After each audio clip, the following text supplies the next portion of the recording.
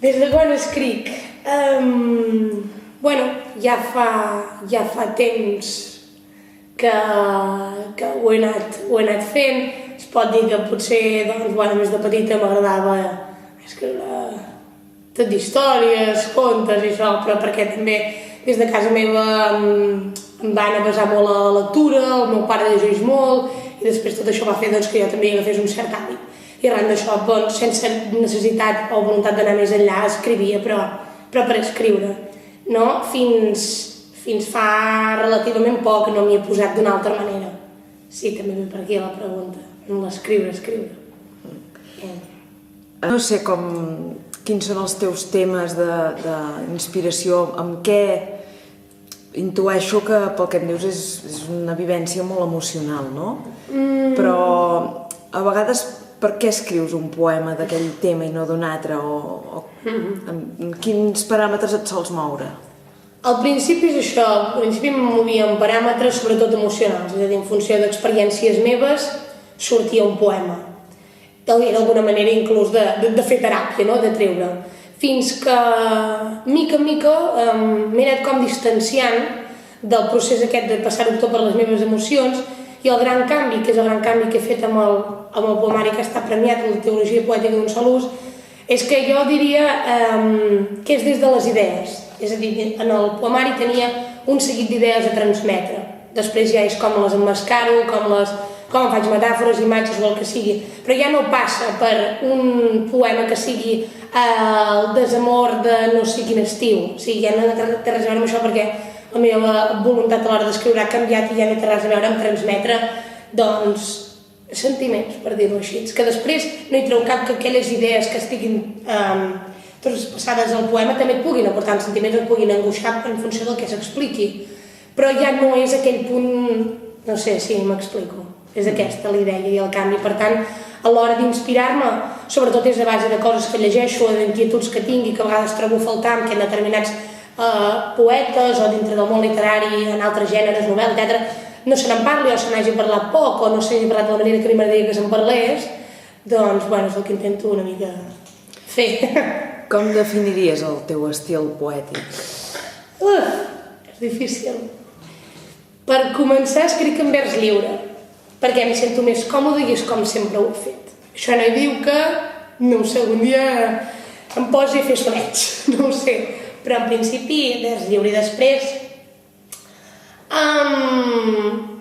és difícil parlar un mateix de l'estil, però sempre intento buscar algun seguit d'imatges que creïn una sensació com de contrast. Jugo molt a vegades amb imatges dolces però que a la vegada acaben sent molt violentes per crear una mena de sacsejada, no una harmonia directament en les paraules o distribució.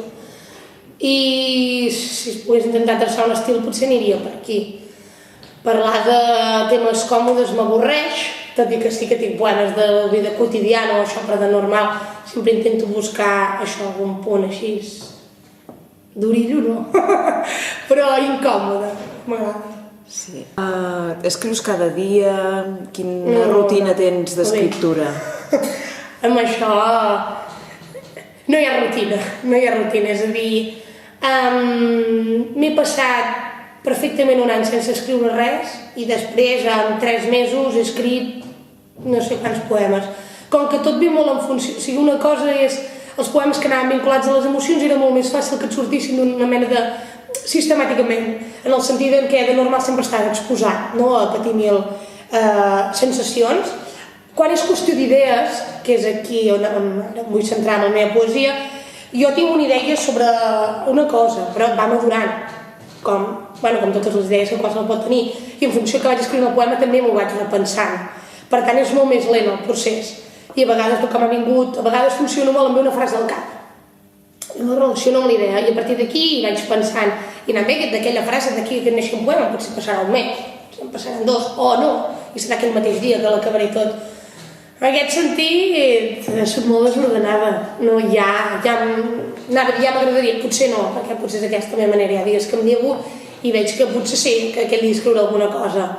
I a vegades deixo estar, perquè posar-t'hi faràs un xurro. És així. A vegades obligar-te i aquí potser li surt, però jo amb això soc molt...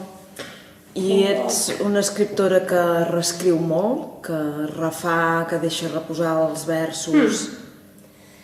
Abans no ho era, i quan ja l'havia escrit ja està, i ara sí. Això també és una altra de les coses que ha canviat.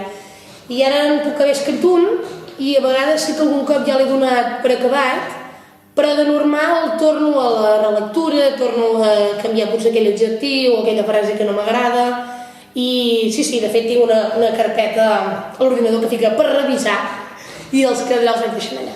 I sí, de normal deixo que reposin, i amb el temps he descobert que és millor així, perquè en un primer moment, la primera impressió, ostres, sí, però quan el tornes a llegir tornes a veure coses que podries canviar, que podries afegir, que no et funciona, o directament l'esborro, però sí, ara sí, abans no. Què creus que ha de tenir, en general, ja no només de la teva obra, què ha de tenir un bon llibre? Perquè traspassi fronteres, perquè sigui un referent literari? Jo considero que per començar hi ha d'haver-hi, en el que a mi m'agrada, també trobar-hi que després jo, en funció d'això, doncs el catapultaria una obra de referent o no,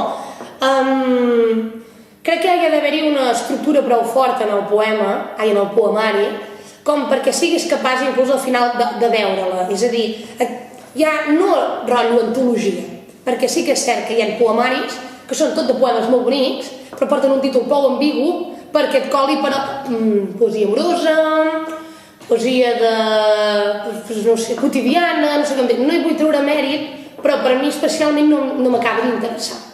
I després considero doncs, agafar un poemari que en certa manera hi ha una repetició d'uns temes, però hi ha un treball també en l'estructura, quan dic estructures a vegades depèn de com estigui dividit, de si hi ha una relació, de si realment ha estat treballat, perquè l'estructura també és una part important, encara que sembli que, no sé, fem 20 poemes, els fiquem tots allà, també la distribució de per què primer un i no l'altre, no sé, això m'agrada trobar-ho, i després a nivell intern i de contingut, sobretot això. I l'altra cosa és que m'agrada també veure que hi ha hagut per part de l'autor, de l'autora, del poeta, no sé com dir-ho, que no es repeteixin coses que ja tenim, és a dir, fer crear un exemple. Si tenim la tradició catalana, poètica,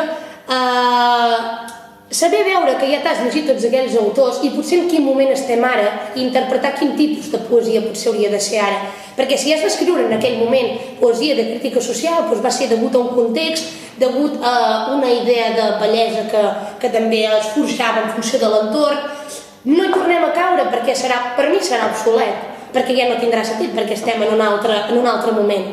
Per tant, s'ha de saber interpretar i també valorar tota la trajectòria i la tradició i a la vegada, sense deixar-la al marge, ja sigui des de cites o intentant entablar diàleg amb un altre poeta, doncs, ja mort, el passat, però fer-hi la teva aportació, que de fet diuen que així és la manera en què tu també vas construint la línia de la tradició, sense no oblidar-la, però no tornant-s'hi a refer, perquè considero que després no t'inscrius, sinó que senzillament estàs fent un palimpsest d'allò ja fet. D'aquesta manera, possiblement, tampoc és la recepta, no?, per treure el llibre de poemes, però són coses que sí que considero que són importants a l'hora de valorar un poemari com, ostres, si realment és interessant i val la pena de valorar com a referent futur. Què és per tu, en el teu dia a dia, aquest exercici literari? O aquesta forma d'expressió, o digue-li com vulguis? Crec que... Per què escrius i no pintes, per exemple? Crec que tot ve també en funció de com... És a dir, si els meus pares de petita, en comptes d'haver-me plantofat llibres, m'haguessin portat a classes de pintura, i és algo tan bàsic com això, sense anar que si em va venir una inspiració de no sé quan, vull dir, això soc molt més prosaica, doncs potser si haguéssim portat a classes de pintura, doncs potser ara pintaria.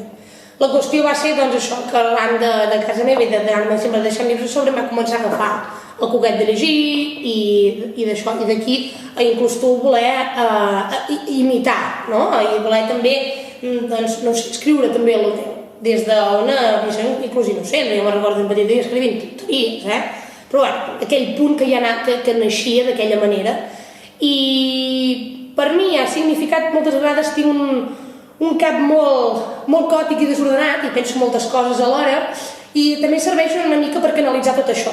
És a dir, és a través de que escric els poemes i els penso. I això també, quan per ordenar les meves idees, en funció que ordeno les meves idees, també puc arribar-me a preguntar, doncs, al veure quina visió del món tinc en aquell moment. Per això deia, no?, la importància de... I a la vegada transmetre, perquè crec que és important. Si més no, jo ho necessito, hi ha qui no ho necessita, i jo sí. I soc molt curiosa i m'interessen moltes coses i m'agrada poder-les compartir. I en aquest cas la poesia és un diàleg obert, sempre, no? És un horitzó en retirada que pot ser això, pot ser una altra cosa i sempre està constant exposició amb tu i qui ho rep. I ara per ara, aviam, no sé si un dia deixaré d'escriure i ja se m'ha acabat, perquè també deia la manera que soc inconstant pot ser, no ho puc pas saber, però ara puc dir doncs, que m'ho passo molt bé llegint poesia, escrivint-ne, recitant, i de moment gaudeixo d'això. Ja es veurà. Ara per ara sí, és un pilar que de moment està allà i ficat i no cau.